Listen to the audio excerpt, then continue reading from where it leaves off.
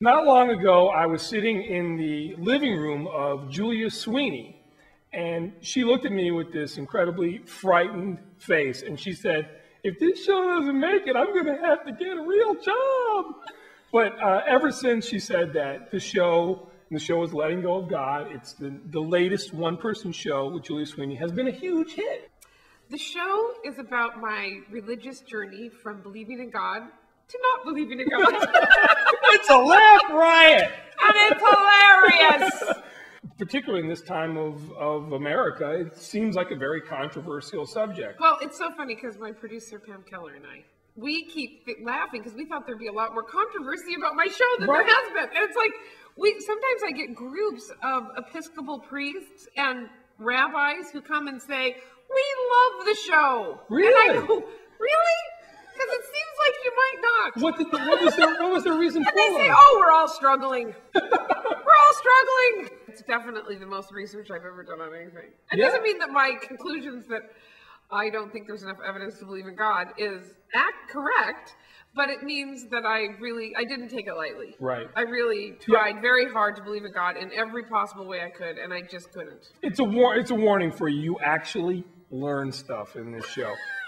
Believe me, as a big fan of television, I was very annoyed with that, but it was okay because the show was really funny. I was having lunch yesterday, and this woman came up and said, "I saw your show."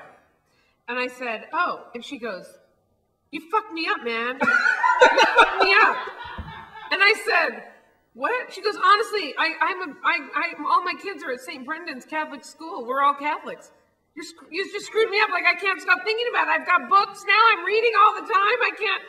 Isn't that funny? So has your mom seen the show? Yes. And what did she think? First, I should tell you that her mom doesn't care that she's an atheist, just that she told people. Right.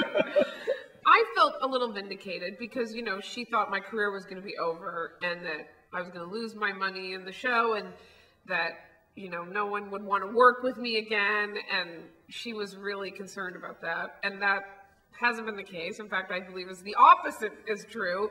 And I think she could see when she came that the show was going to be, popular. And so, she didn't say that much, actually. She said, you're smart, but you're wrong. And then, she said, "You're smart, but you're wrong." Yeah. And then she said, it was so funny because, I actually started crying during the show that she was at because my brother was there and my sister-in-law and my sister from Japan was here. And my whole family. Talking about them? And when I started talking about my dad dying, it was really emotional for me. It was a big night for me. And my mom didn't really, she didn't say anything to me about it. Right. And it's not like I expected her to. I know her personality and I love her.